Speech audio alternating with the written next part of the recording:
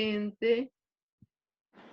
Bueno, les damos la bienvenida nuevamente desde Central Espacio de Ideas. Un gusto para nosotros compartir hoy, esta tarde de verano, junto a un gran compañero, Jorge Elbaum, con quien venimos siempre intentando hacer muchas cosas y sí siguiéndolo en las redes, en los diversos espacios en los que él participa permanentemente, con esa mirada tan finita, tan sensible, pero a su vez tan accesible, que creo que eso es lo que marca la diferencia también con muchos otros y otras que escriben hermosamente, pero lo que uno siempre busca es cómo hacemos para llegar, para que todos podamos comprender, y para que de esa manera lo ponemos dentro de un campo de formación y de seguir una línea del debate que nos parece que siempre debe estar y siempre debe ser un leitmotiv en cada uno de nuestros encuentros, en cada una de las actividades que hacemos. Jorge Elbaum es sociólogo, es doctor en ciencias económicas, es profesor de grado y posgrado en la UBA, en la UNLAM, en la UMED, es escritor. Su último libro publicado es Imperialismo Pandémico, América Latina en la nueva configuración geopolítica. Además, en coautoría con Sergio Gelfenstein, de la editorial Acercándonos, lo conocemos mucho también a partir de una de sus publicaciones, que es El efecto Nisman, los usos políticos de una muerte. Es investigador en la temática de ciencias sociales, género y cultura. Incluso escribió hace muy poquito, Jorge, corregime si me equivoco, nuevas masculinidades, que también es un tema que en cualquier momento lo vamos a tratar desde Central Espacio de Ideas. Jorge, además, es investigador y fue embajador en la Cancillería Argentina, también fue director del Progresar, exdirector de la Escuela de Defensa Nacional, y últimamente lo vemos mucho en su columna En el cohete a la luna. Además, está como conductor del programa Reseña Insumisa en la radio Viento del Sur del Instituto Patria. Muchas gracias, Jorge, por aceptar este convite y bueno, y decirte que tenés las puertas abiertas de Central, que nos encanta poder compartir con vos y con tantos compañeras y compañeros este espacio. Jorge, bueno, va a comenzar y después abrimos el micrófono, no el micrófono, el chat para las preguntas, así nos podemos ordenar y organizar mucho mejor. Adelante, Jorge. Bueno, Silvia, en principio, muchísimas gracias a vos, a la iniciativa que hace la gente de Central para seguir pensando en un momento tan difícil, ¿no? Que es a nivel global y obviamente a nivel de nuestro país, una gran tragedia que obviamente muchas familias de nuestro país viven de forma cercana, y todos más o menos a partir diariamente de los informes tristísimos que implica la pérdida de vidas humanas, los contagios, etc. La verdad es que pensar en el medio de la peste sigue siendo una demanda y una obligación moral, ¿no? Sobre todo cuando, como bien pensaba en algún momento Sigmund Freud, el trauma consiste en un impulso de la sorpresa, ¿no? Hay algo ahí del trauma que tiene que ver con algo inesperado, ¿no? Siempre hay una famosa anécdota que el trauma no es cuando uno ve venir el tren, sino cuando uno está de espalda y el tren lo sorprende en su violencia, en todo caso, de ruido y de... Bueno, estamos viviendo una situación que nos exige apelar a la literatura, ¿no? A la peste de Camus, a muchas formas que imaginaron situaciones realmente escuchando una voz Sí, ahí, no sé si por favor, les está bien pido clara. que apaguen sus micrófonos. Gracias. Bueno, no, decía pensar, y sobre todo eso que charlábamos, Silvia, de tratar de hacer un balance, ¿no? En un momento tan, en un intersticio atravesado tan dramático de la vida, es un desafío que nos vemos obligados, insisto, a hacer para poder procesar. Siempre, de alguna manera, el lenguaje lo que hace es tratar de buscar términos, palabras, conceptos que nos permitan aprender en el sentido de agarrar la realidad para que ésta sea un poquito, si se quiere, más controlable, ¿no?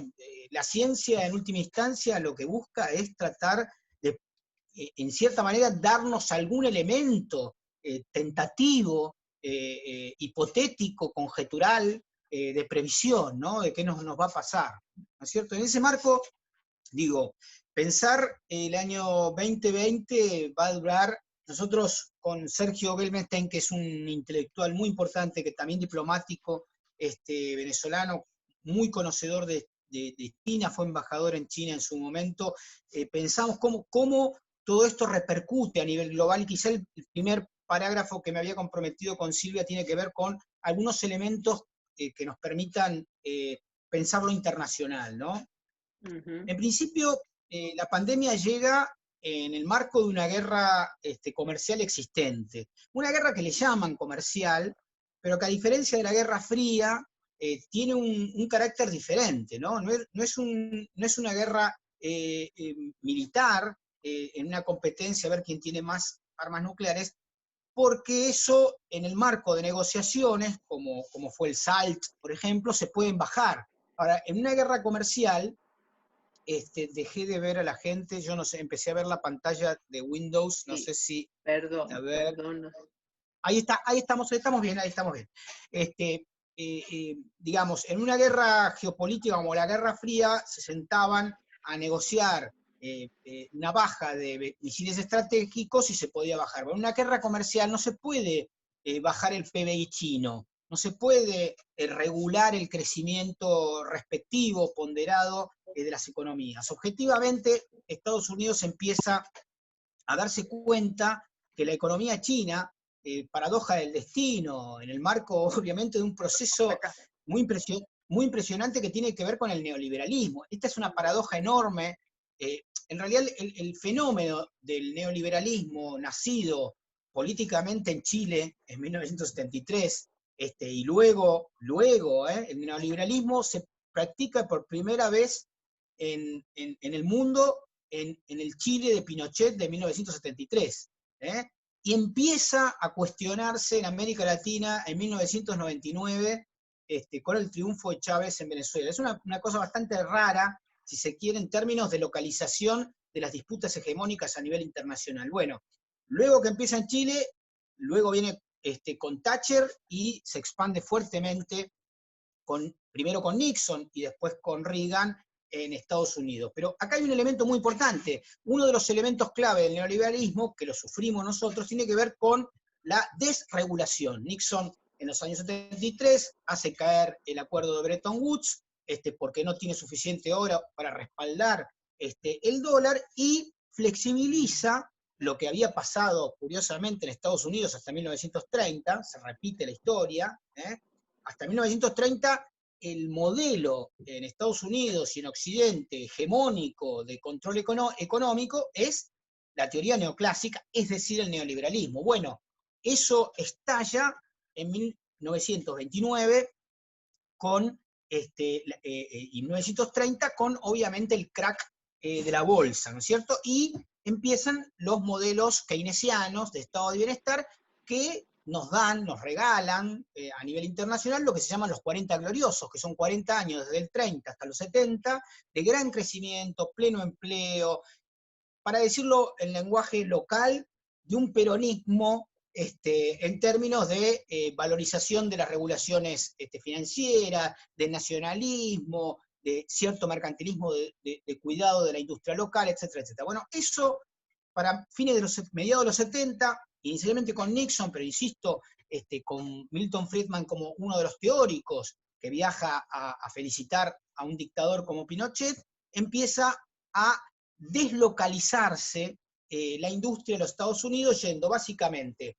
hacia México, eso que hoy se llama la maquila, que son industrias automotrices. Se vacía la producción automotriz, no solamente automotriz, se vacía la producción industrial grande de Estados Unidos y se va a China y a México, mucho más a China que a México. Bueno, esta es la gran paradoja, que China, en el marco de un pensamiento estratégico muy interesante, decide aprender a hacer lo que se llama ingeniería inversa. Bueno, pone a trabajar a su enorme fuerza de trabajo que era campesina y que le impedía hacer una acumulación originaria, y aprende tecnológicamente, aprende científicamente, y para hacerlo corto, pero para que se entienda conceptualmente, porque es clave para entender todo lo que nos está pasando, mientras el 100% de los iPhone del mundo se producen en China, los chinos aprenden a hacer celulares.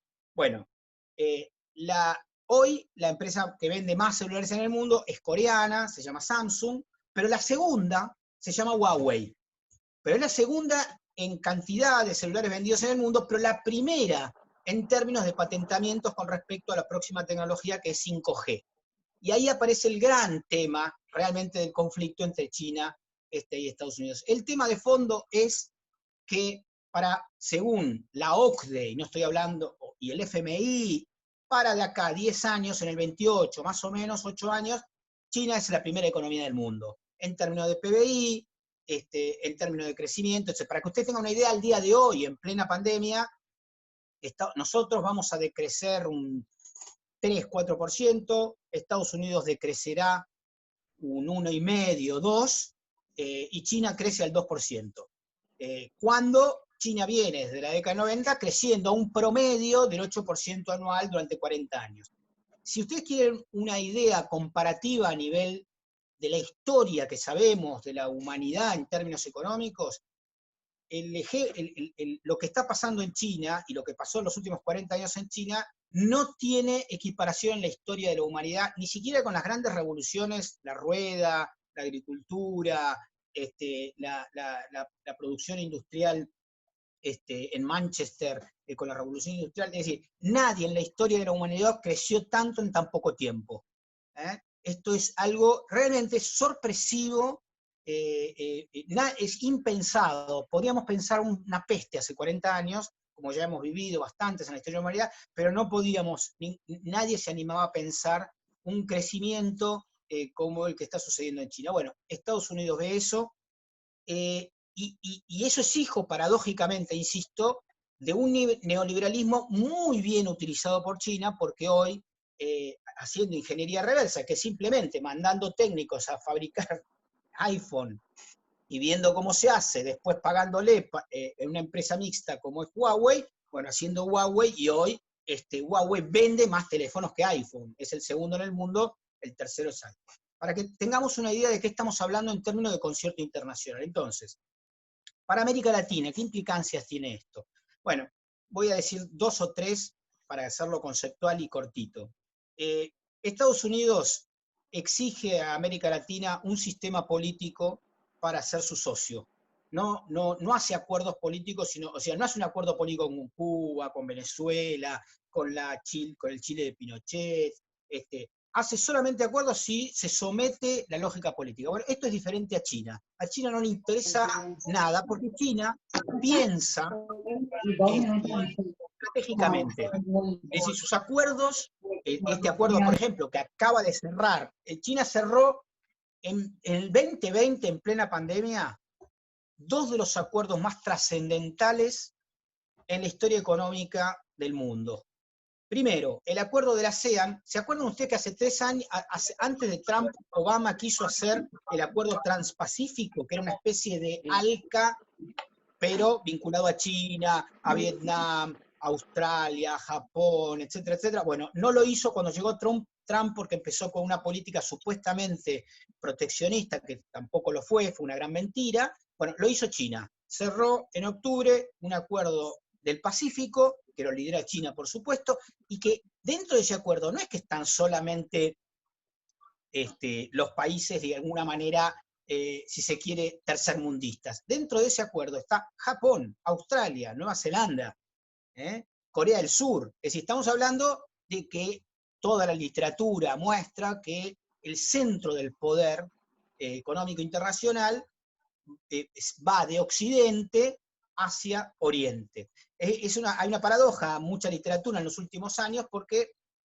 China, en su traducción, quiere decir algo así como el imperio del centro, ¿no? El imperio del centro del mundo, ¿no? Lo fue, obviamente, en muchos momentos de la historia de la humanidad, incluso hace 4.000 años, ¿no? Y hoy vuelve a ser de alguna manera el centro de la economía internacional. Pero vuelvo al concepto central, sobre todo que tiene que ver con América Latina. Estados Unidos no hace acuerdos si no hay coincidencia de sistemas políticos. Bueno, China no tiene ningún problema, lo hace con Bolsonaro, lo hace con Alberto Fernández, no tiene con Estados Unidos, no tiene ningún problema, porque en realidad piensa estratégicamente. Piensa en una lógica china, muy estudiada. Sergio Gelbester escribió un libro extraordinario, Cómo entender China, que fue comentado en su momento por Sabino Vaca Narvaja, hoy máximo representante de la Cancillería en China, digamos, y decía, bueno, ellos tienen una concepción, obviamente, de mucha paciencia.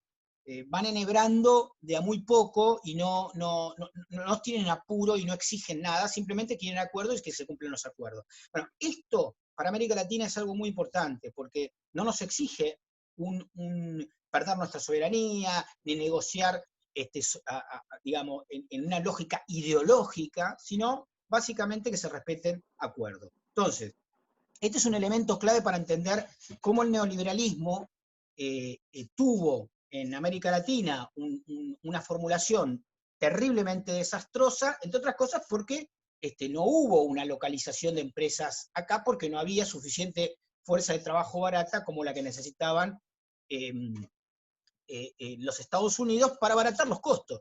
Porque el escándalo del 6 de enero del 2021 en la toma del Capitolio tiene que ver con esto. ¿Con qué tiene que ver? Con lo que en Estados Unidos llaman la basura blanca, es decir, todos estos muchachos que toman el Parlamento son hijos del sueño americano que se murió. ¿Por qué se murió? Porque los empresarios norteamericanos vaciaron los puestos de trabajo de Estados Unidos y se los llevaron afuera. Se los llevaron a China, se los llevaron a México, se los llevaron a distintas partes del mundo, y yo tuve la suerte, digamos, en algún momento de ir a dar clase a Estados Unidos, me llevaron a Detroit, la gran capital del automóvil.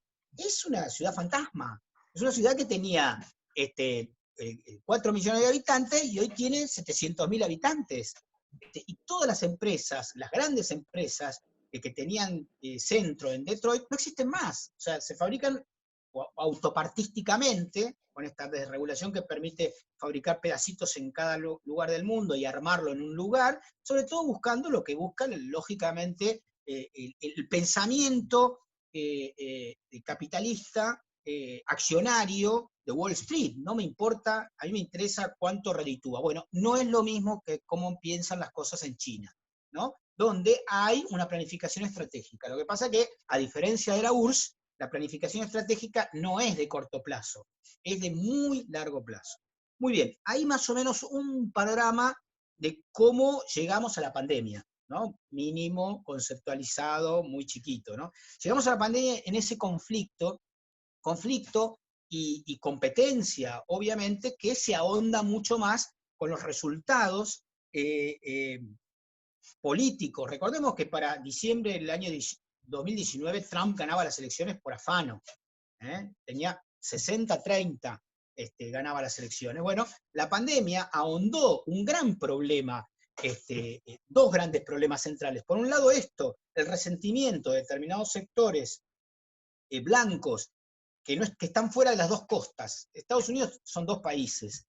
California y Nueva York es un país, digamos, para decirlo conceptualmente, y todo el medio es otro país que de alguna manera tiene otra idiosincrasia y que ven fuertemente cómo han perdido su sueño americano y obviamente han sido cooptados, igual que Hitler en la década del 30, por un discurso nacionalista, de resentimiento, de odio, etcétera, etcétera. Primer problema, heredero también del segundo, que tiene que ver con una sociedad que nunca superó la guerra civil de 1861-64, ¿no? Que tiene un componente obviamente vinculado a los derechos civiles y al racismo estructural de la sociedad norteamericana, que pega doblemente a lo que brutalmente se llama la basura blanca, porque sienten que los negros afrodescendientes de básquet incluso tienen y ascienden socialmente mucho más que ellos, que se creen WASP, blancos, protestantes, etcétera, etcétera, superiores al resto. Entonces hay ahí una declaración que Chomsky muy bien ha descrito con una potencial situación realmente de guerra civil, que no es alocada, porque lo que vimos el 6 de enero muestra una sociedad absolutamente partida, ¿no? Partida con una pérdida de liderazgo internacional muy fuerte hacia adentro y hacia afuera, porque esto tiene costo. Es decir, mostrar el Capitolio como lo mostró el mundo no es solamente una situación interna de los Estados Unidos.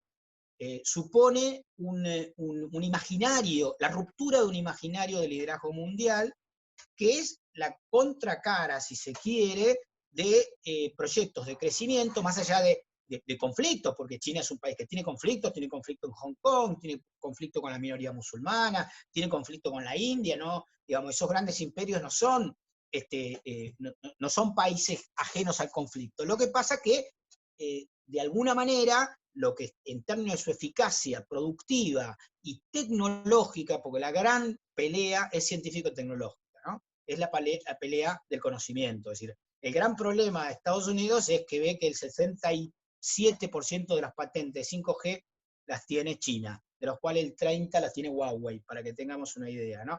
Y eso realmente cambia las reglas del juego, entre otras cosas, para que sea entendible, llamada la Internet de las cosas, es como que nosotros vamos a tener esto que estamos haciendo ahora multiplicado por 10.000 en su velocidad. ¿Qué quiere decir?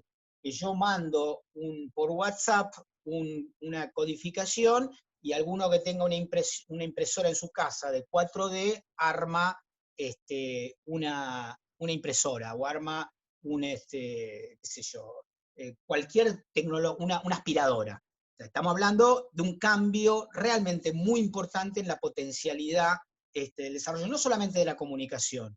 Y ese es el error de creer que simplemente cambia la velocidad de la comunicación. No, pasamos a un formato donde la inteligencia artificial, la minería de datos y la posibilidad de que el conocimiento humano sea infinitamente más productivo que lo que es hoy, ¿no es cierto? O sea, para que tengan una idea, China acaba la semana pasada, hace 2 semanas, de mostrarle al mundo una computadora cuántica nueva que, digamos, podría en muy poco tiempo ver las compatibilidades de los genomas respecto a la inmunización de cada persona, ¿no? Todos sabemos, yendo al tema lamentablemente actual, de que la enfermedad del COVID ataca de forma diferente a las personas, porque las personas no somos iguales, tenemos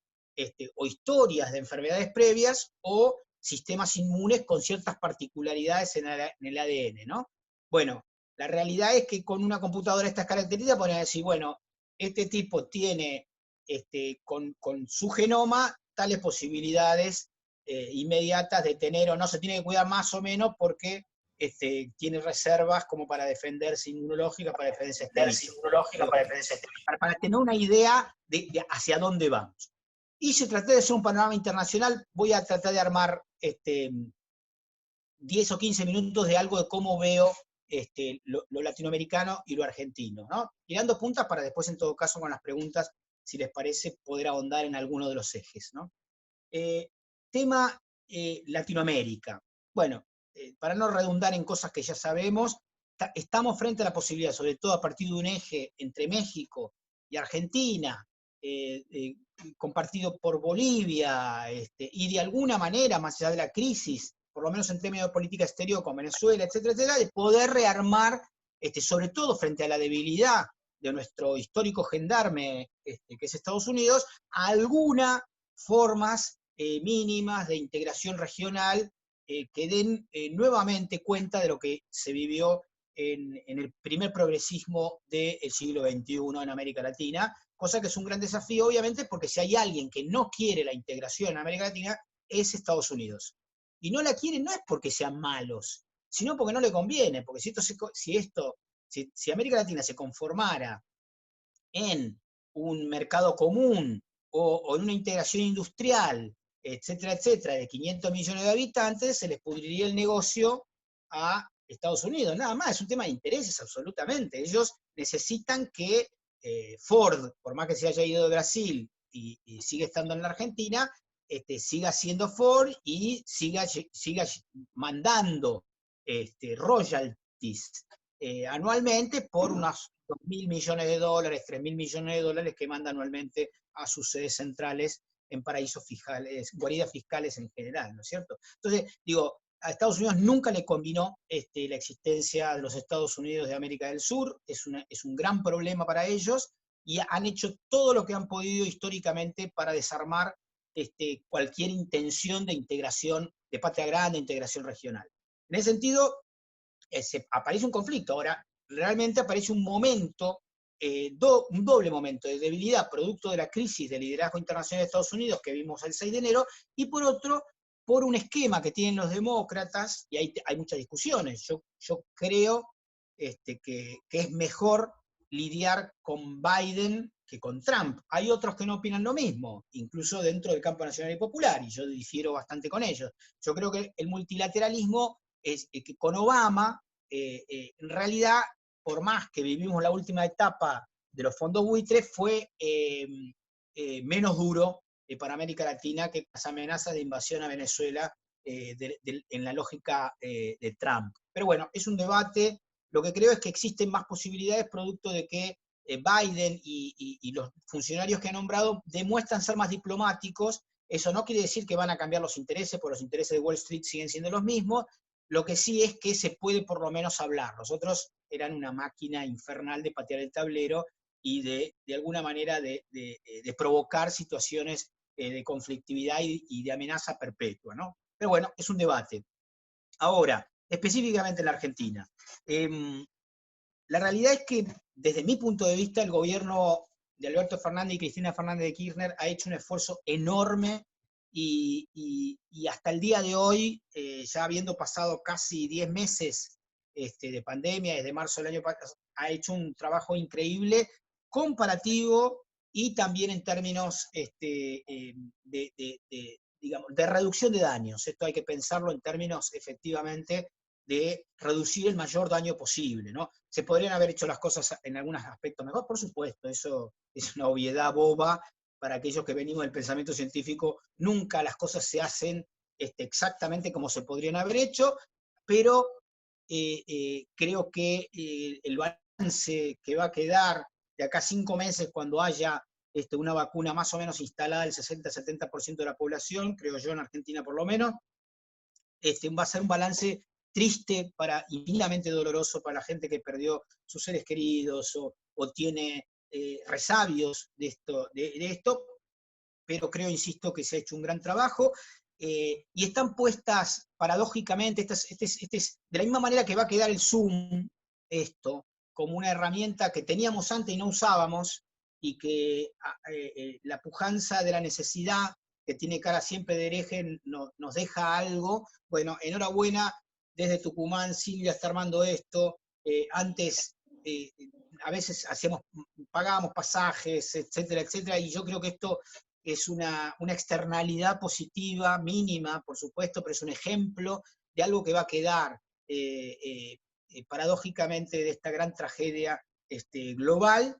Y así en Argentina creo que, bueno, hay muchos desafíos, estamos ahora embretados en la negociación con el Fondo Monetario Internacional, que tiene costos enormes porque el Fondo Monetario sigue siendo el Fondo Monetario, más allá de que en pleno contexto pandémico sugiera políticas contracíclicas de aportar y de financiamiento. La realidad es que pide reducción salarial, el Fondo Monetario pide bajar las jubilaciones, pide bajar el costo, pide bajar el gasto del Estado, pide exactamente siempre lo mismo, porque no deja de ser funcional a los intereses de quienes votan. Recuérdoles que el Fondo Monetario no es una institución democrática, más allá de ser una institución multilateral, sino que sus votos tienen que ver respecto a cuánta plata se pone en su directorio. Para que ustedes tengan una idea, si no me equivoco, creo que el 17% de los votos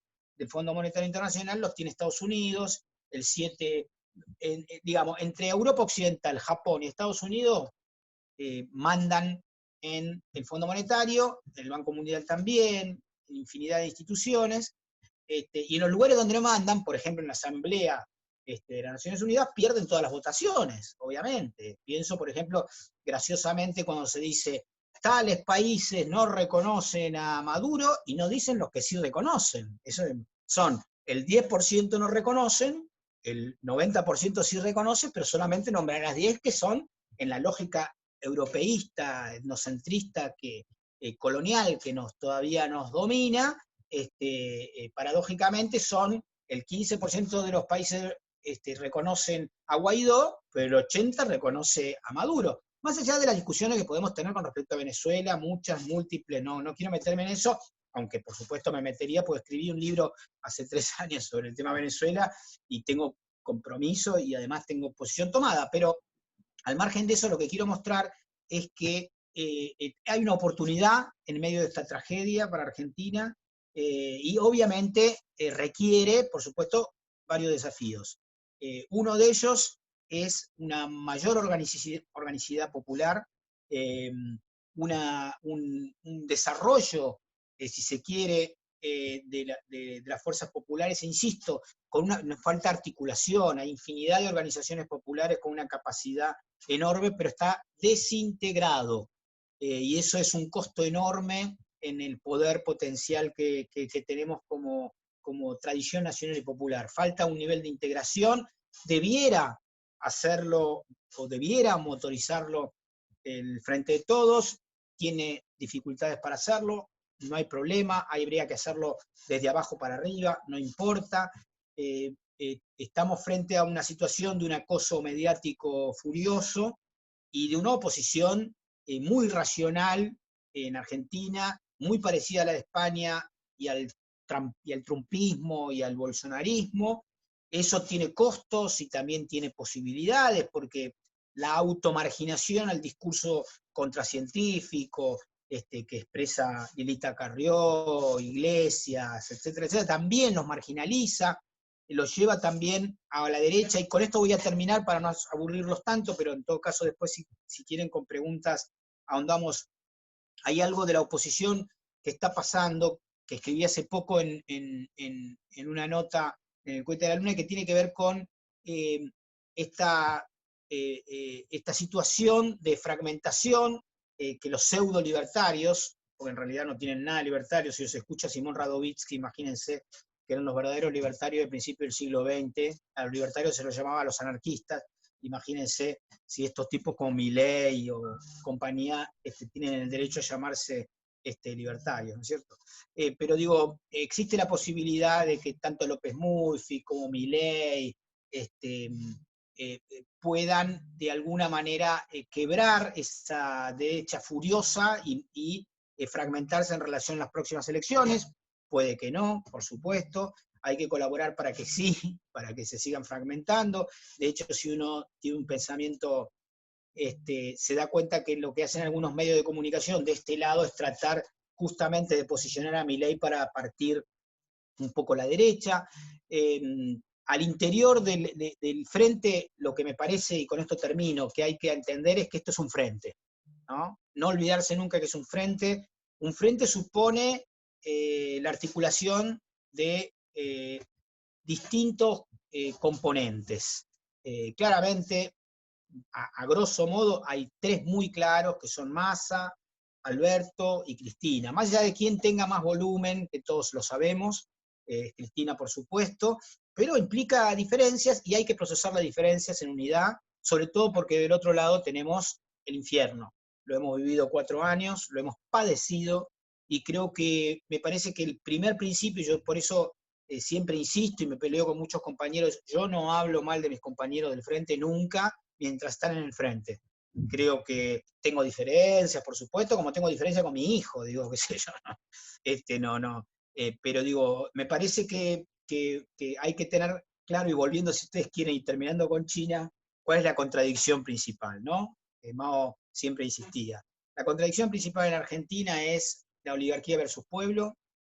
Las oligarquías están organizadas institucionalmente en el Poder Judicial, en el sistema mediático, en los organismos de seguridad y en términos económicos en el sistema financiero y en las transnacionales y en la oligarquía sojera, eso es el componente institucional, y de este lado tenemos las mayorías populares que hay que darle organicidad para poder enfrentar a ese monstruo que tiene obviamente siempre un cable de conexión muy fuerte con la Embajada de Estados Unidos. En ese sentido creo que los desafíos son enormes. Estoy formado en la tradición gramsciana del optimismo de la voluntad y el escepticismo de la razón, y creo que lo que nos queda es seguir construyendo unidad al interior del frente y enfrentarnos con mucha coherencia, serenidad.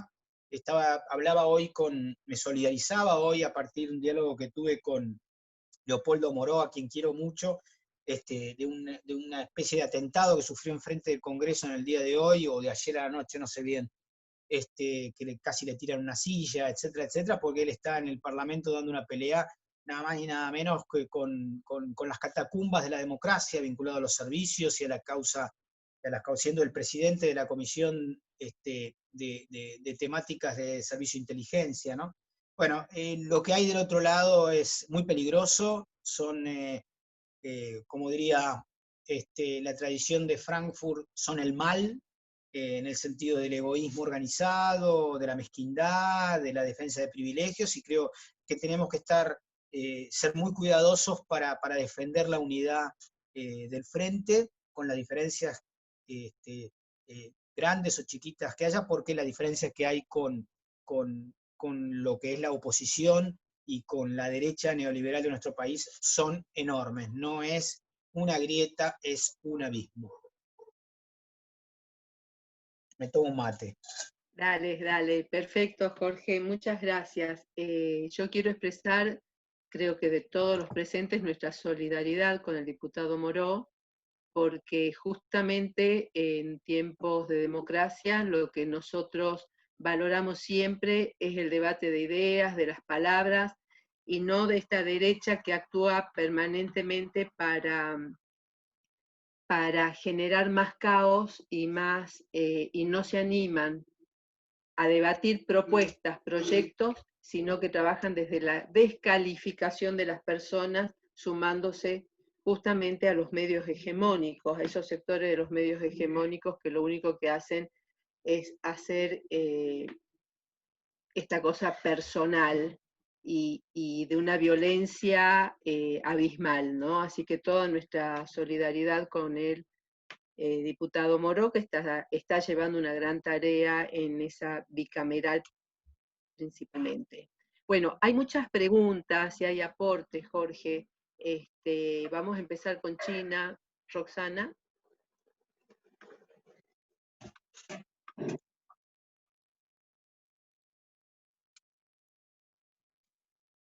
Una de las preguntas... No escucho.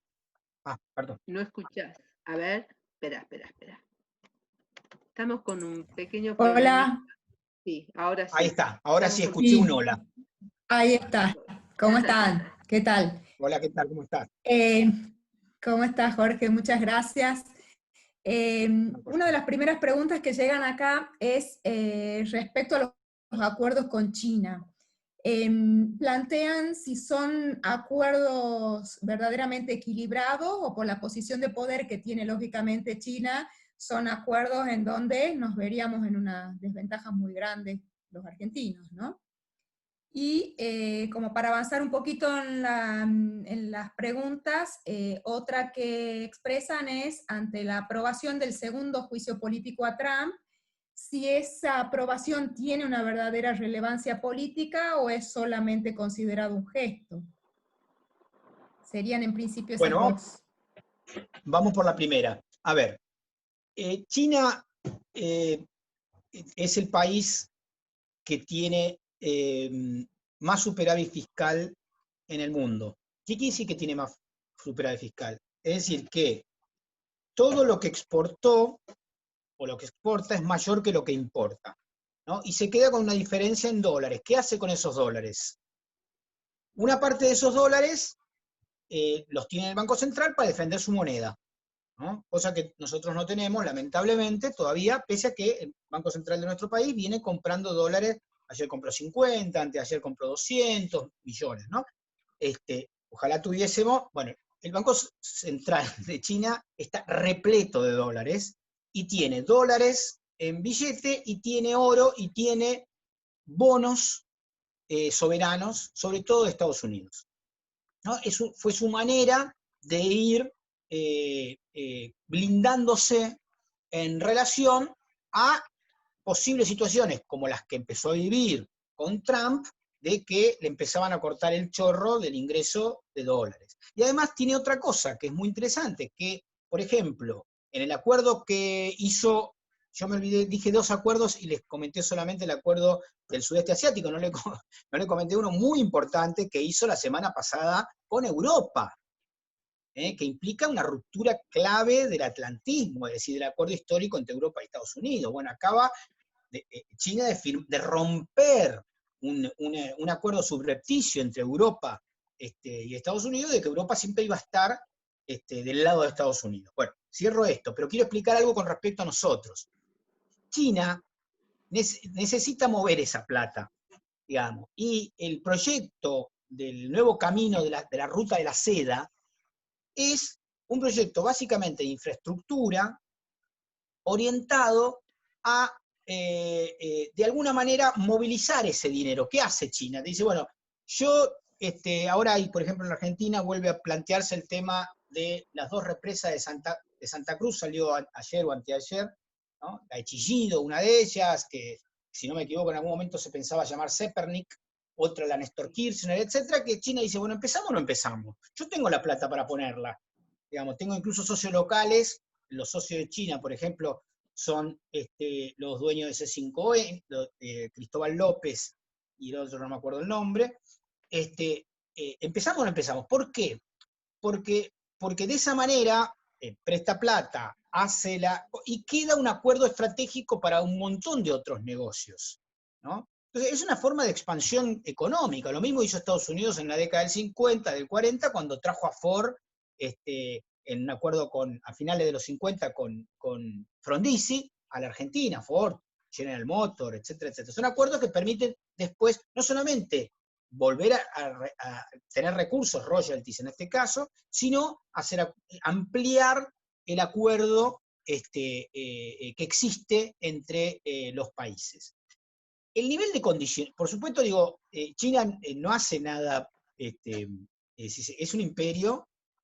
Digo, la lógica imperial es muy difícil entenderla. Yo una vez estuve, cuando todavía existía la URSS, yo era un niño, pero un joven, fui y en una charla, me acuerdo, en la década del 80, porque ¿cuál es el día de la independencia? No, nosotros no tenemos independencia. Nosotros nunca dependimos de nadie.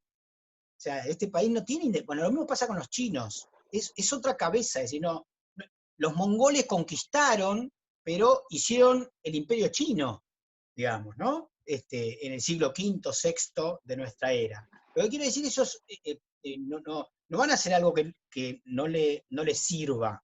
Lo que les sirve es estar en una disputa internacional por el control económico internacional, y a ellos les conviene poner infraestructura china en todos lados y te prestan la plata y se la tenés que devolver. Por supuesto que la diferencia la dije al principio, y esto es lo que me parece más importante. Por ahora, los chinos no te dicen, ni le dicen a nadie, qué sistema de político tenés que tener antes de prestarte la plata, cosa que Estados Unidos sí hace.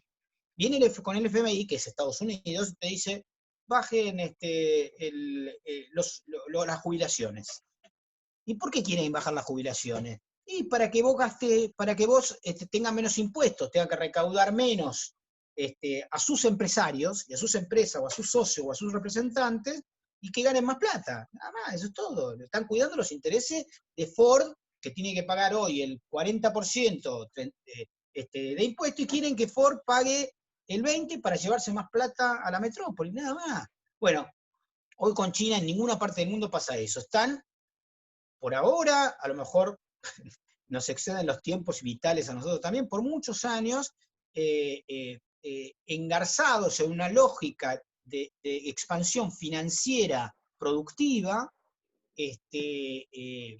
muy importante, que no te exigen nada a cambio. Y en ese sentido, por supuesto, son inversores para países como nosotros, necesitados de inversión en infraestructura, mucho más interesante desde mi punto de vista, que le pidas la plata a el BID, qué sé yo, o al BID, al Banco Interamericano de Desarrollo, que está, no sé, ahora presidido por Caronte, que es un cubano gusano, que es algo terrible, digamos, ¿no? Que fue el tipo que vino acá a la Argentina a la asunción de Alberto y como vio a un representante de Cuba, se levantó y se fue. Un provocador de lo peor del gusanaje de Miami. Bueno, ese es el presidente hoy del BID, y vas a pedirle plata a ellos, imagínense, ¿no? Lo que quiero decir es que las condiciones para América Latina, para los países en desarrollo, emergentes, como quieran llamarle, periféricos, de complementación con China son infinitamente mejores que la que existen con Estados Unidos en un doble sentido. Por esto que acabo de decir, y porque China tiene superávit. Y mientras que Estados Unidos es el país más deficitario del mundo, tiene un PBI de déficit. O sea, ¿qué pasa con Estados Unidos? Importa más de lo que exporta. Y además, Estados Unidos acaba de aprobar el 1 de enero, estoy escribiendo sobre eso para el domingo, para el cohete de la luna, una nueva ley que termina con el anonimato de las sociedades anónimas empresariales, porque toda la guita se les va a las guaridas fiscales, igual que los sátrapas de acá que se llevan. Hay un PBI argentino en guaridas fiscales. Con esa plata, que son más o menos unos 400.000 millones de dólares, este país lo levantamos en 5 minutos, digamos, en infraestructura, en cualquier cosa, ¿no? O sea, es una cosa, un número. Bueno, la realidad objetiva es que todos los países tienen, pero en términos dividido al PBI, digamos, Argentina está número 3 en América Latina en el ranking de mayor fuga de capitales a las guaridas fiscales. ¿Y qué quiere decir la fuga de capitales? Porque la gente no lo entiende. Es muy simple.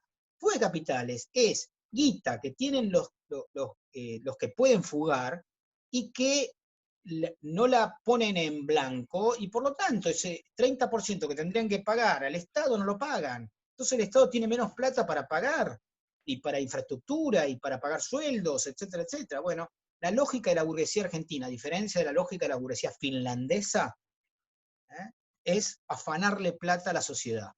Es llevarse la plata desde el 46, desde 1946, empezaron a fugar capitales, poco, porque el peronismo no les permitía mucho, gracias a muy buenas regulaciones, pero entre ellas el Fondo Nacional de Granos, por ejemplo.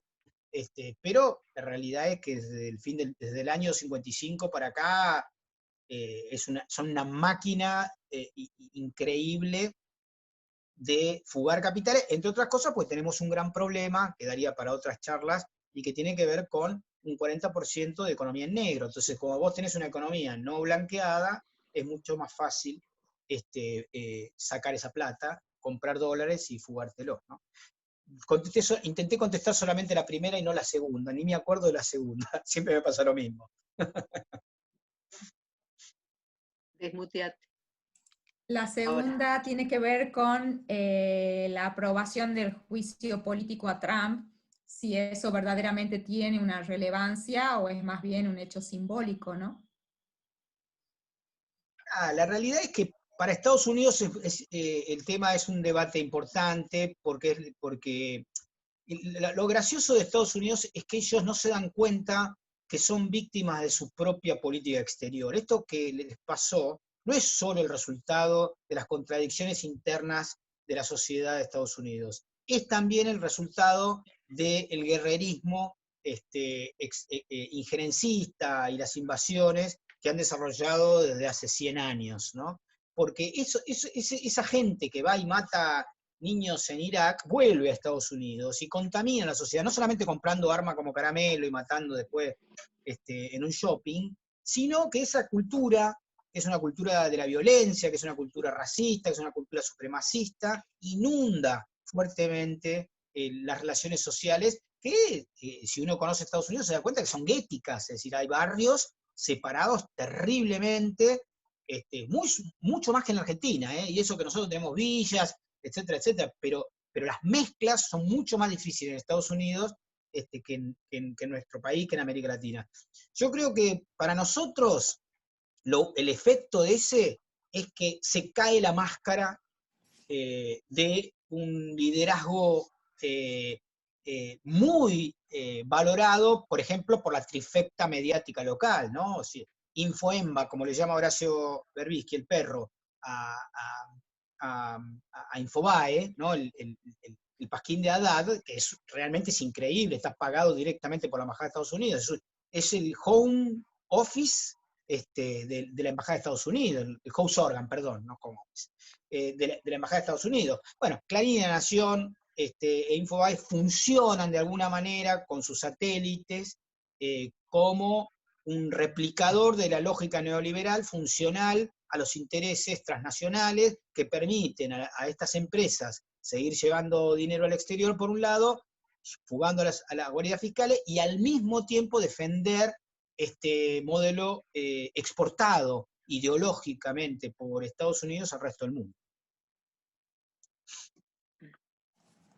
Hay varias preguntas. Hay una que me parece que nos está pasando en estos momentos, Jorge, que tiene que ver con la aprobación del impuesto a las riquezas por parte del Congreso Nacional y sumado a esto la necesidad que tenemos como país de parar de alguna manera por 60 días las exportaciones de maíz, pero que no se logró hacerlo.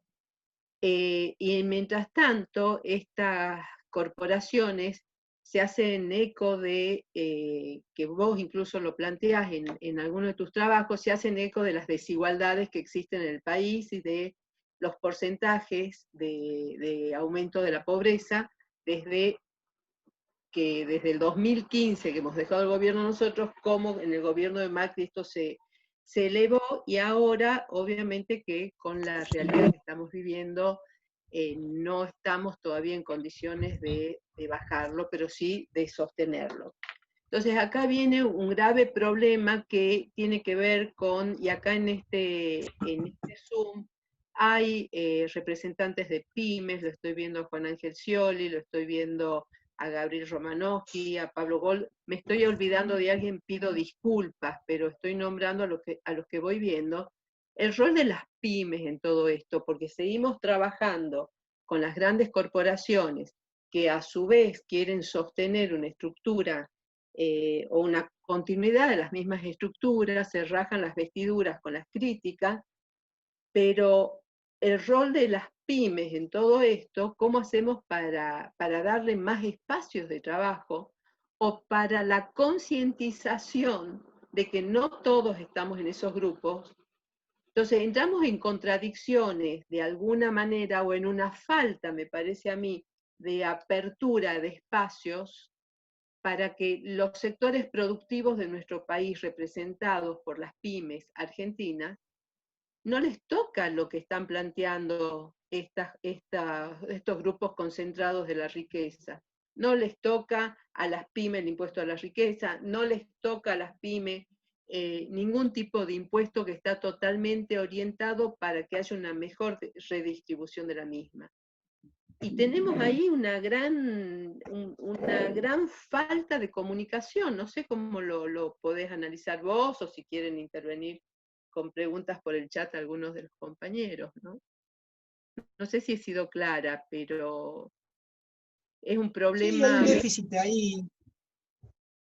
Sí, Silvia, coincido, hay un déficit ahí. Nosotros tenemos un problema, a ver, el neoliberalismo que se impuso en Argentina desde el Rodrigazo, en 1975, que tuvo, de alguna manera, después con la dictadura, los dos últimos años de Alfonsín también, el menemismo, de la Rúa, salimos momentáneamente con Néstor y con Cristina, volvimos a caer en el neoliberalismo con Macri. La realidad es que destrozó el tejido productivo de la Argentina, lo destrozó. Lo destrozó y produjo un fenómeno muy estudiado en la sociología, que es la precarización, que se expresó en el piqueterismo original y que hoy está encabezado en la lógica de los movimientos sociales, ¿no? Los movimientos sociales, ¿qué son? Son hijos de trabajadores expulsados del sistema productivo, culminados a tener que buscar formas de sobrevivencia ajenas a la economía formal, ¿no? Entonces, el desafío de salida estratégico del neoliberalismo, la realidad es que toda la literatura y toda la heterodoxia económica lo que muestra es que hay que soportar, y esto es un gran desafío y implica una gran pelea, digamos, los sujetos sociales claves de la salida del neoliberalismo son el movimiento obrero organizado, los movimientos sociales y las pymes.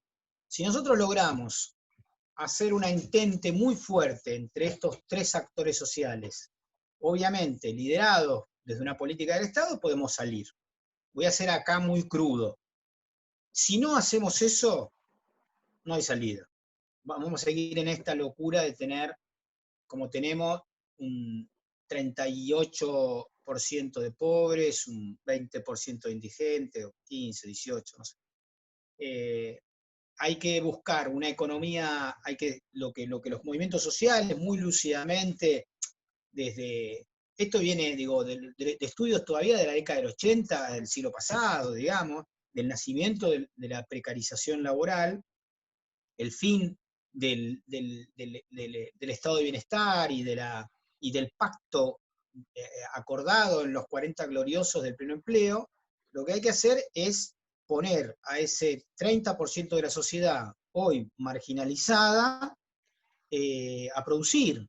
Y ahí aparece el problema de la tierra, digamos, que se puede solucionar sin hacer una reforma agraria, digamos. Creo que ahí hay que, sin hacer una reforma agraria en el sentido como la soñamos nosotros en algún momento, ¿no? Hay que poner, como dice Axel Kicillof, a trabajar a las miles de hectáreas de las cuales están vacías, dueñas del Estado, que se pueden comprar, que se pueden, etcétera, etcétera. Hay que trabajar en el tema de la alimentación, que tiene que ver con esto último, ¿no? Con economías locales, con ferias. Miren, le doy un ejemplo tonto, ¿no?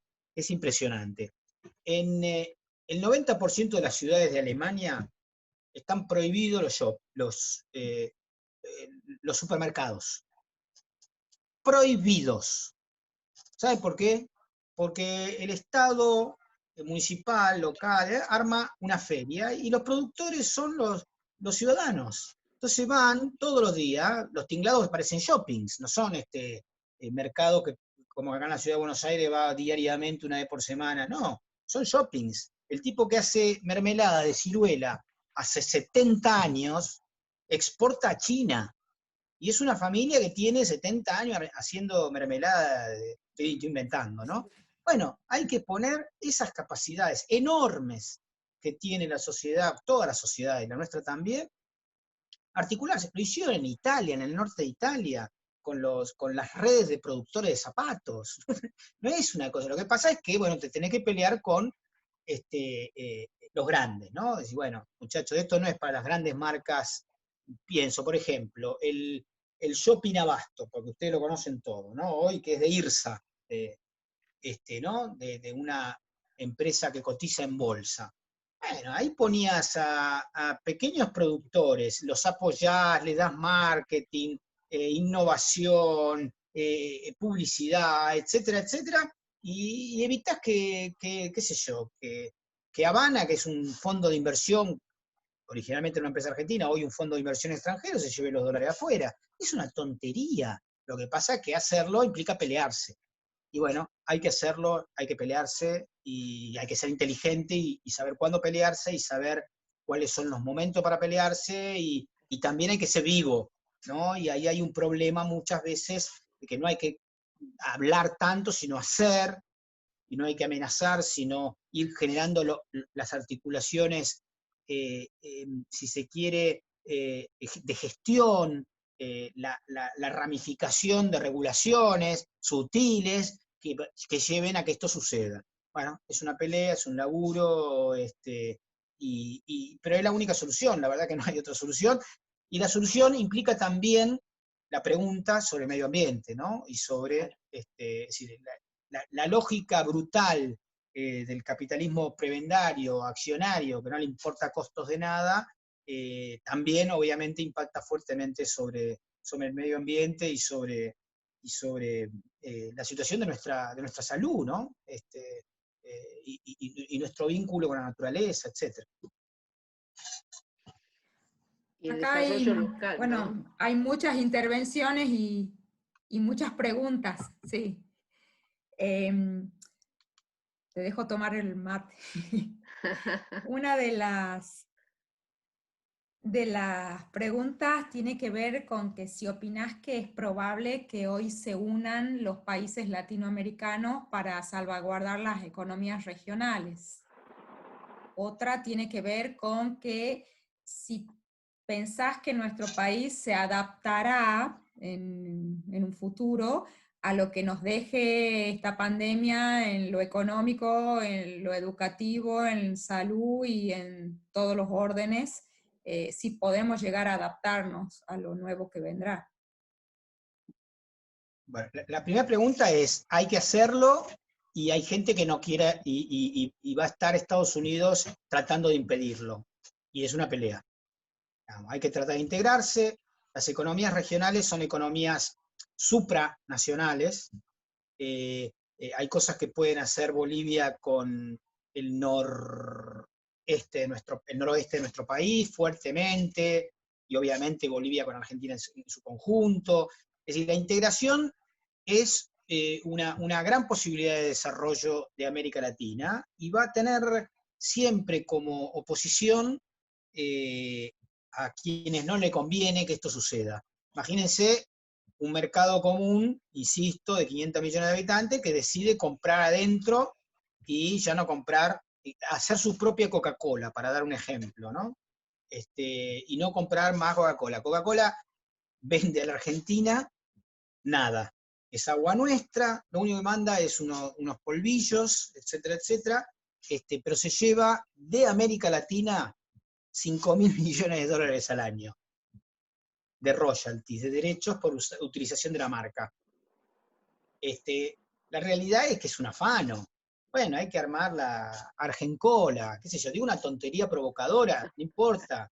Hay que tratar de buscar, y si el tema es el gusto, y si el tema es el marketing, y si el tema, se puede, acá hay recursos humanos enormes para poder instituir marcas, hacer branding, como le gusta hablar a los que laburan en el tema de marketing, lugares donde trabajé muchos años, quiero aclararlo, para sobrevivencia, pero no en Coca-Cola, me refiero en marketing, investigación de mercado y marketing.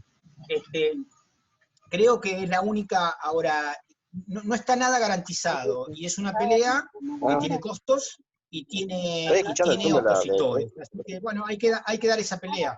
Hay que dar esa pelea porque se puede ganar, se puede perder, pero no hay que dejar de darla. Es imprescindible que América Latina, no solamente por nuestro destino manifiesto de patria grande, que lo deseamos, sino básicamente por intereses. Nos conviene más, digamos, nos conviene más que la plata quede acá adentro y no se vaya, nada más.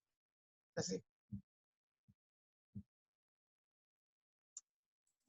Sí, lo otro tiene que ver con que pensás si la Argentina podrá adaptarse a lo que quede post pandemia, a la nueva realidad, desde los diferentes aspectos, ¿no? La realidad es que todavía no se sabe cómo va a ser la nueva realidad. nunca, hay una cosa, un juego de palabras sobre la normalidad, la nueva normalidad, etcétera. La verdad que si uno piensa sociológicamente en el sentido más macro, a lo Charles Tilly, que es un monstruo y que nos enseñó a pensar a toda una generación, en realidad nunca la historia continúa de la misma manera, siempre hay pequeños. Esto es un trauma social enorme, digamos, para las víctimas directas, para las indirectas, para la memoria colectiva, para la simbolización de la realidad. Adaptarse va a adaptar. Ahora, ¿cómo? Si puede hacer algo positivo de esta tragedia, puede sacar algo de esta tragedia global, nacional, etcétera, etcétera, lo estamos viendo. Yo creo que, insisto, siempre va a haber un balance. Va a haber cosas que queden de esto que van a ser terriblemente dolorosas. No puedo evitar, y sobre todo porque está acá presente Silvia, que falleció su hermano de coronavirus hace un mes al día de hoy, y que esto le está pasando a un montón de gentes y lleva ese dolor de una manera enorme. Entonces, estas vidas, nuestras vidas, están marcadas por esas pérdidas. Entonces es muy difícil plantear balanza. Uno lo que puede hacer es pensar la historia en tres dimensiones, ¿no? Historia social, historia biográfica e historia estructural.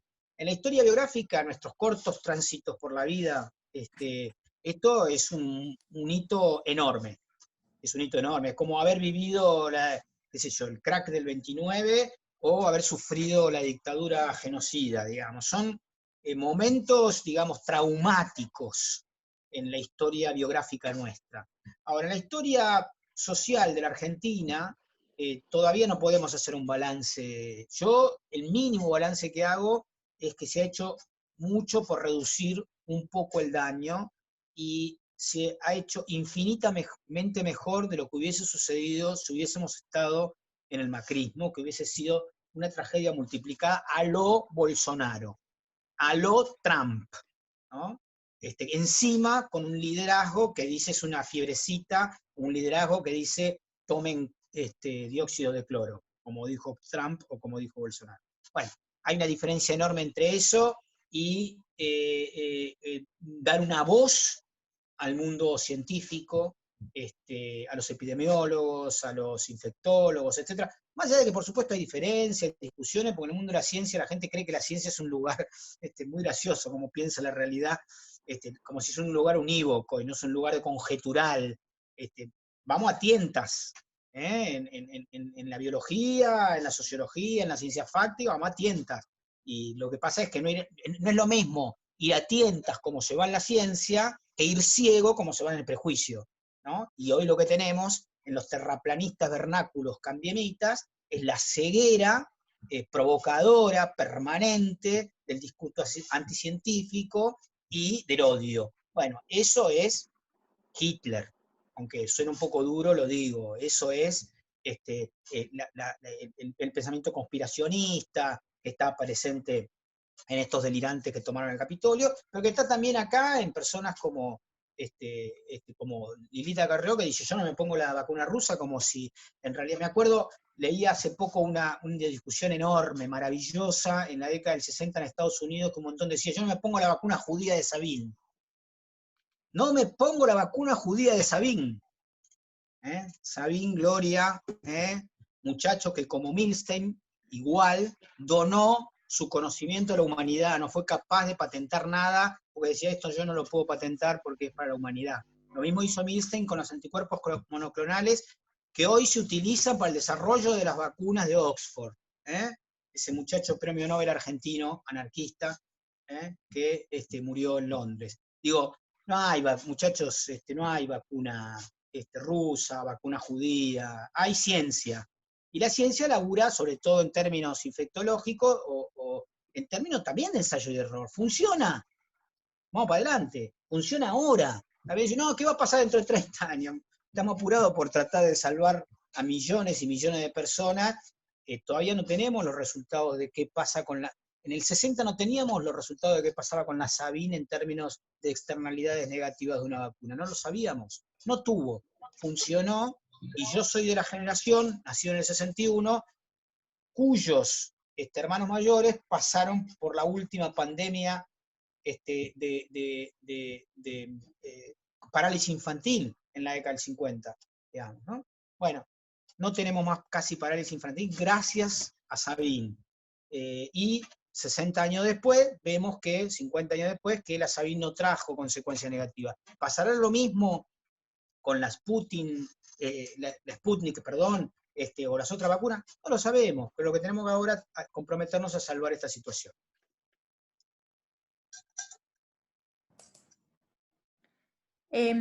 Acá hay una pregunta muy linda. Dice, tuvimos una ola revolucionaria con Néstor, Cristina, Lula, Chávez, Evo.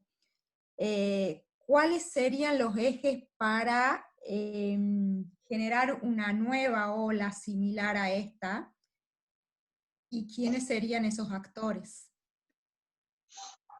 Yo, si me Bueno, permiten, Jorge, es difícil. Sí, si me dale. permitís, Sí, por yo favor. la quiero unir junto con esta pregunta que acaba de leer Roxana, que hay otro compañero que plantea desde otros espacios que se pudo construir, como el espacio de la producción y el trabajo, donde está CTA, los trabajadores, las pymes, las empresas recuperadas, el sector del campo que no está en estas mesas de enlace, ¿no? O sea, y las organizaciones sociales para la construcción de este Consejo Social y Económico.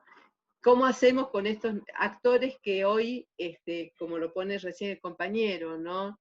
De Néstor, Evo, esto que leía Roxana, ¿cómo podemos unir a los representantes de estos sectores con quienes llevaron adelante procesos revolucionarios, que no siempre los procesos revolucionarios están con las armas, sino desde el cambio de los paradigmas? ¿Cómo hacemos ahí? Yo estoy uniendo, ir sintetizando también los tiempos, ¿no? Pido disculpas. Sí. No, está bien.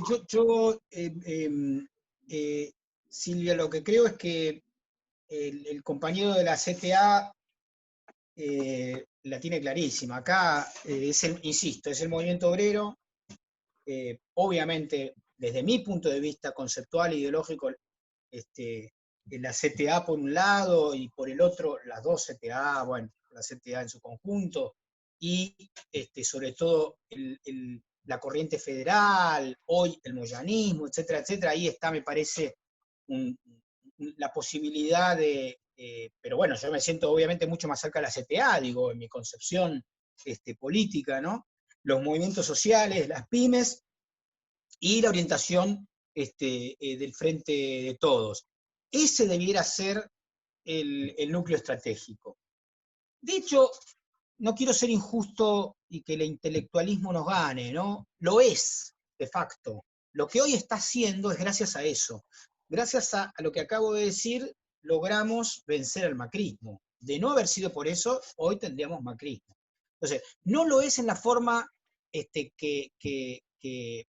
quisiéramos y que tenemos que lograr que sea, que es un nivel de integración superior, que es que pueda de alguna manera dar una pelea más fuerte contra los poderes concentrados y fácticos, etcétera, etcétera. Es verdad, yo creo que tendría que haber una mesa, que me encantaría que esa mesa esté dirigida, qué sé yo, por Alberto y Cristina, digo, ¿no? Claro. Que sea en el centro de esa mesa, una mesa política me refiero, ¿no?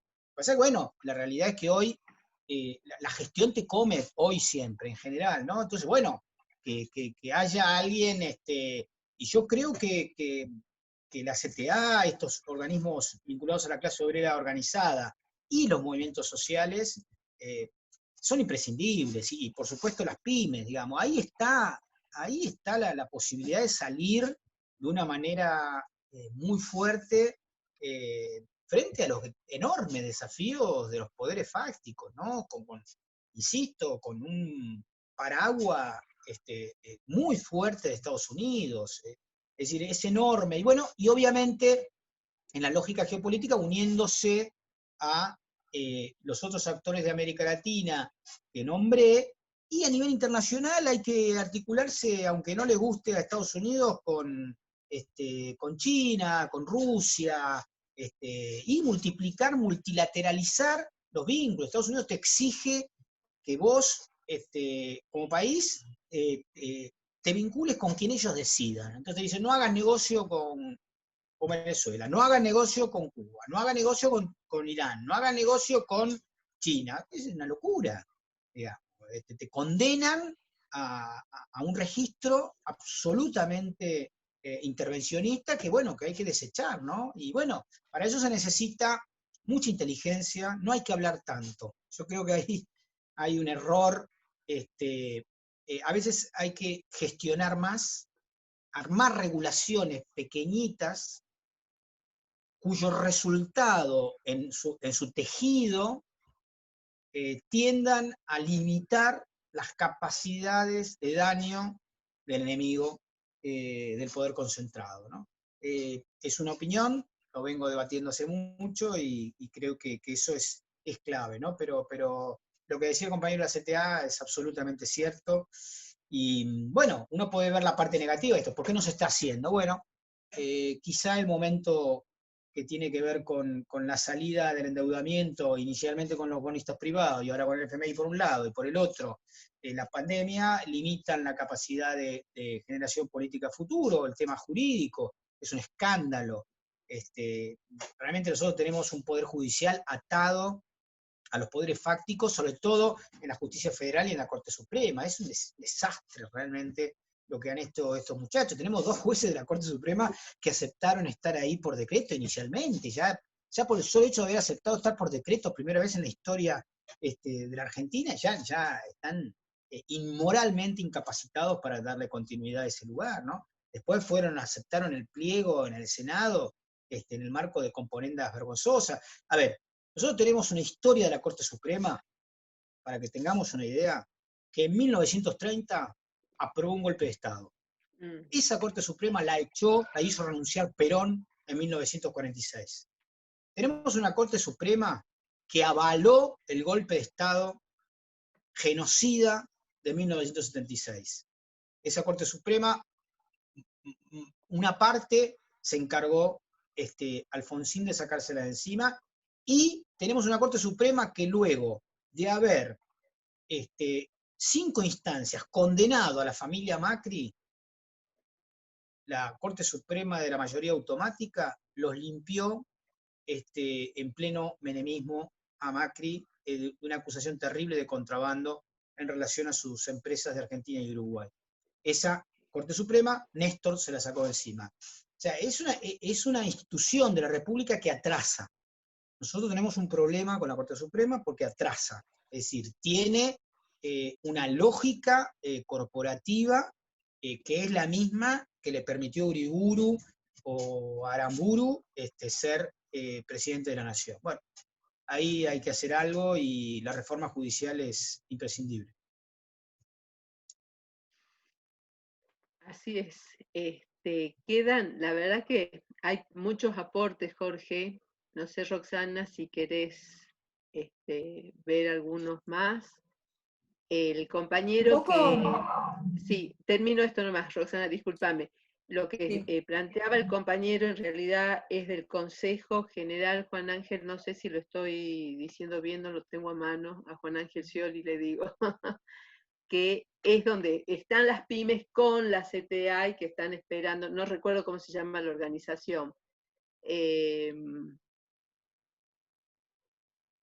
porque se han sumado muchas preguntas, perdón,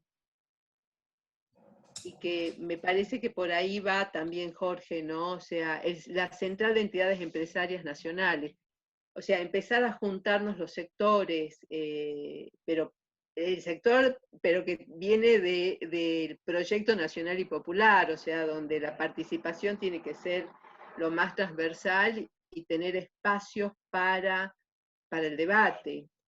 Y por ahí me da la sensación como que nos golpean tanto todos los días que tenemos que salir a cubrir las urgencias, y cómo se hace para, o esto del lockout del campo, cómo se hace para ir trabajando en paralelo. Me parece que tenemos que dar ahí un gran desafío, tenemos entre todos, ¿no? O sea, mientras funcionarios, altos funcionarios del gobierno pueden ir trabajando en una línea, crear estos espacios de un trabajo paralelo justamente para sostener y para avalar propuestas de las políticas públicas que hoy muchas veces no se pueden llevar adelante porque te golpean todo el día.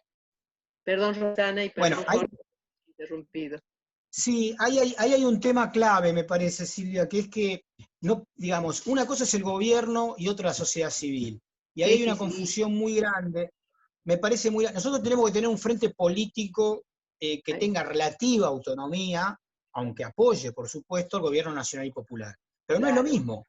Entonces, lo que hay que tener es un encuentro político, una mesa política, que sea independiente en el sentido que yo puedo, como militante político, y lo hago, putear permanentemente a un personaje siniestro como Waldo Wolf. Perdón por la palabra siniestro, porque siniestro en italiano y en latín quiere decir de izquierda, pero digo, un personaje canalla, ¿no? Digamos, yo no soy funcionario, soy profesor universitario, etcétera, etcétera. Claro. Si yo fuese funcionario, no podría hacerlo, ¿no es cierto? Entonces digo, creo que la autonomía que te permite el frente político es lo que debiera formar esas mesas, ¿no? Esa mesa, entre comillas. ¿Qué es lo que uno soñaría en términos de construcción de poder, ¿no? Para decirlo brutalmente, de Bien. poder popular? Uno sumar a todos los sectores, acá por supuesto, y no es por demagogia, es imprescindible que una mesa de esas características tenga el movimiento de mujeres. Es imprescindible. Es el movimiento más revolucionario de la historia reciente de la Argentina, que no solamente conquistó una ley recientemente, sino que viene de hace 10, 15, 20 años, obviamente con antecedentes de cientos de años previos, dando una pelea enorme que está cambiando la sociedad. Bueno, en esa mesa tiene que estar las mujeres, tiene que estar los trabajadores, tiene que estar las pymes, tiene que estar los movimientos sociales, tiene que estar las universidades, tiene que estar el sistema de ciencia y tecnología, tiene que estar probablemente, qué sé yo, la lógica de los jóvenes, digo, armar un frente político que sea el movimiento de defensa, si se quiere,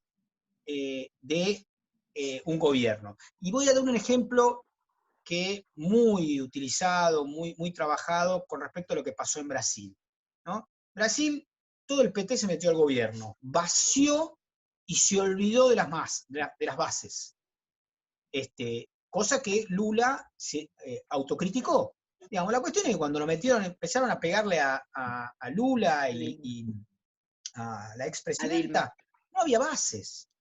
A Dilma, no había base. Cuando detuvieron a Lula había 30.000 personas en un país de 180 millones de habitantes. Salvando las distancias, digo, acá hay más movilización social y base. Hay 500.000 organizaciones políticas paralelas. Bueno, hay que juntarlas, que tengan su identidad.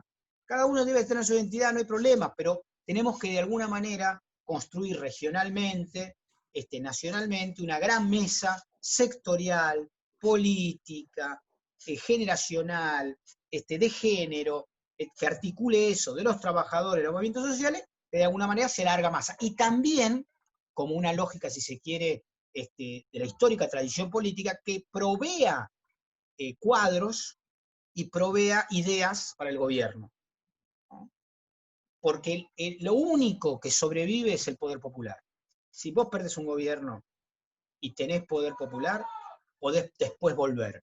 Ahora, si no tenés popular, nosotros, el gobierno actual, nacional y popular, ha vuelto a ser gobierno gracias a la resistencia política de 4 años de esa base social organizada en PYME, movimientos sociales, en movimiento sindical, en mujeres, etcétera, etcétera. Con lo cual, ahí está el poder, realmente está el poder. Vos tenés un poder que es el poder del dinero, y del otro lado vos tenés un poder, que es el poder popular.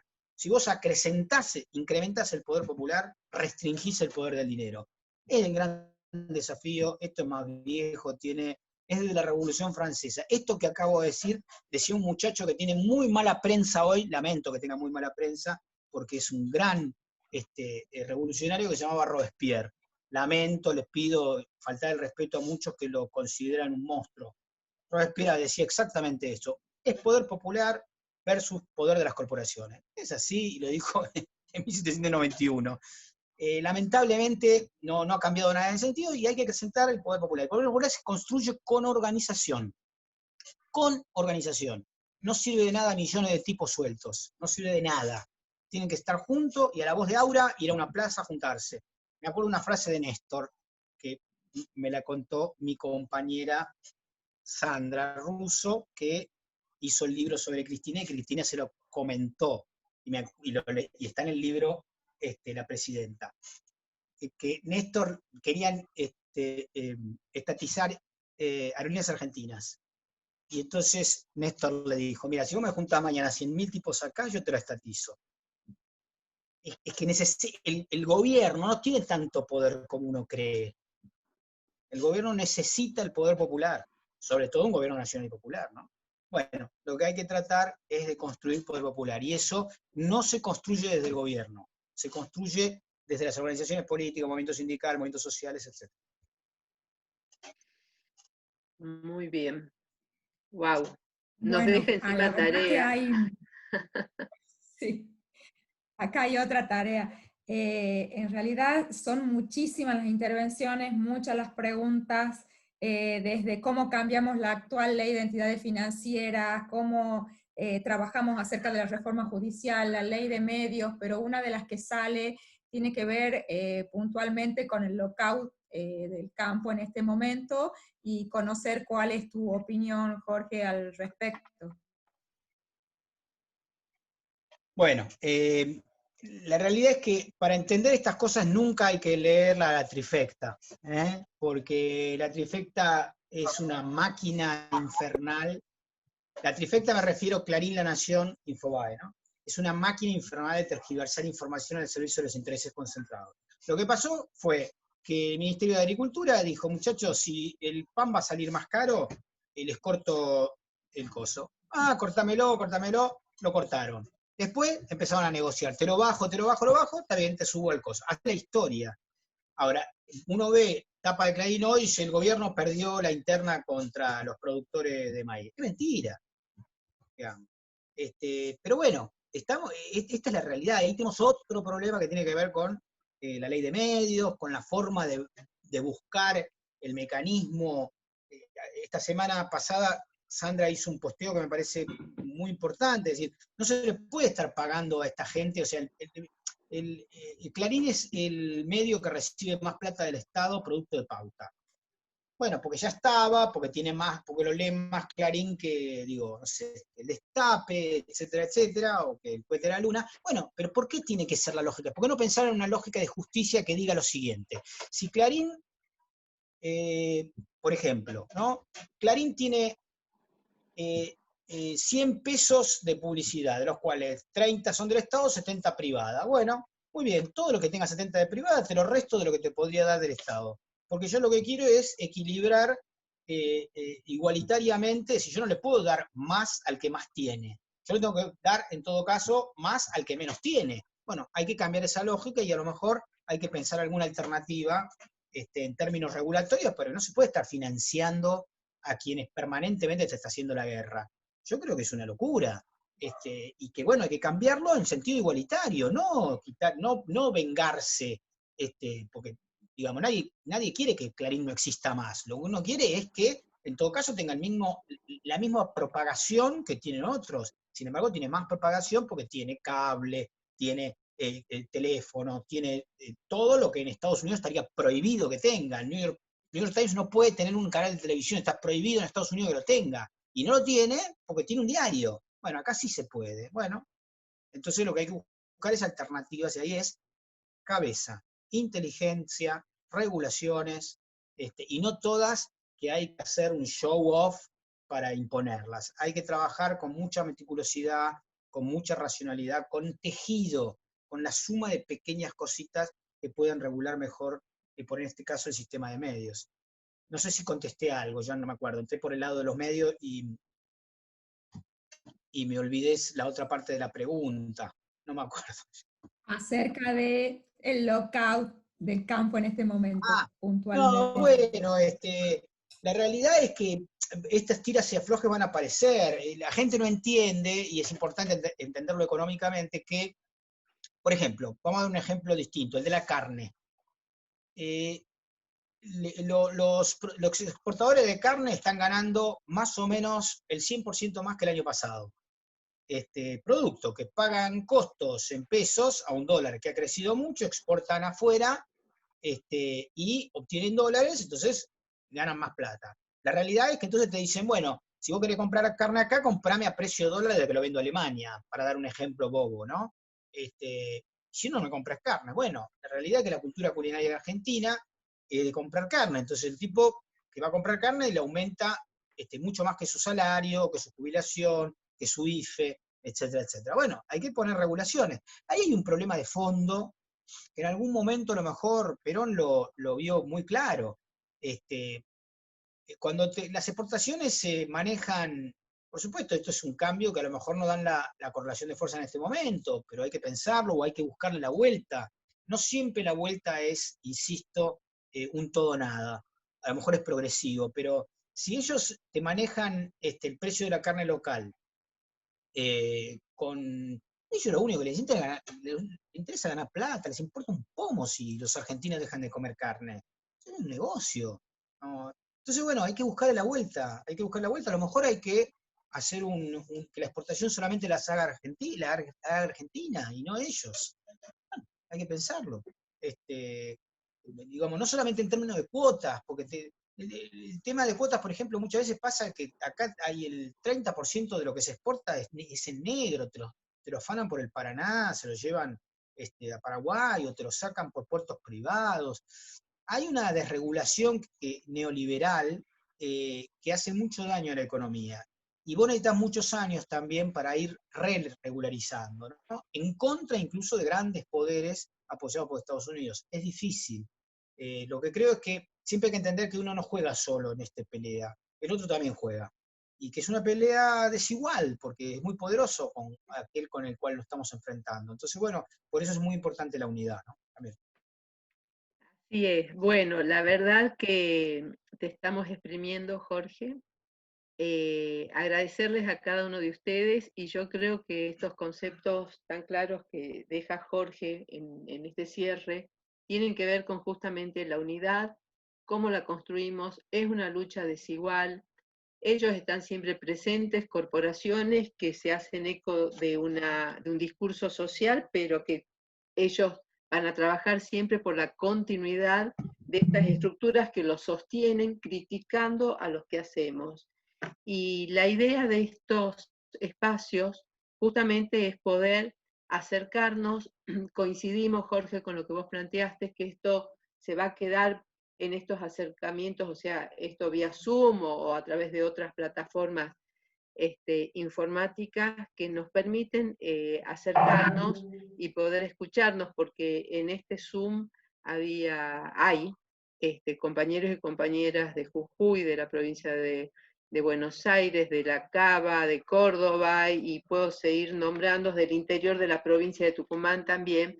Entonces, ¿cómo hacemos es el desafío, cómo hacemos para seguir construyendo, porque creo que son espacios de construcción, y tener estos espacios con los compañeros que hoy están en funciones también, para poder contar, para que ellos puedan contar con nosotros, contar con estas bases que vos estás planteando, porque muchas veces cuando uno se olvida de estas bases o no tenés los tiempos o la urgencia te lleva tan rápido que por todos lados tenés abiertos francos, porque esto es lo que hace la derecha, nosotros seguir con propuestas concretas y de construcción colectiva, porque pasa por ahí.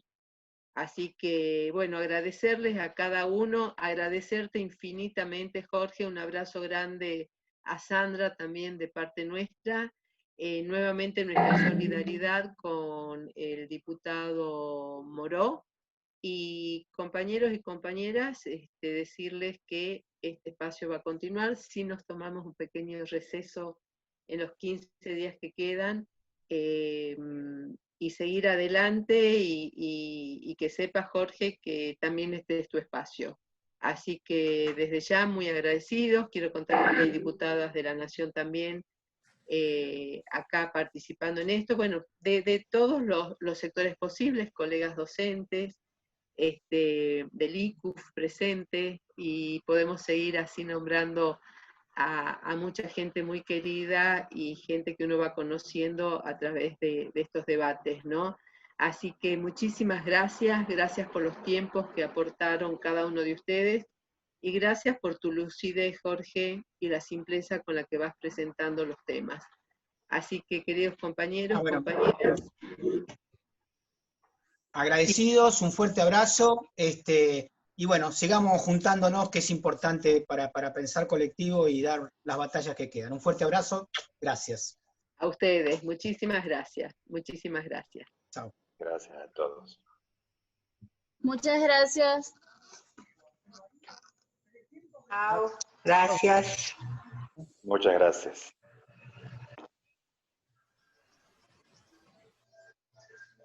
Gracias.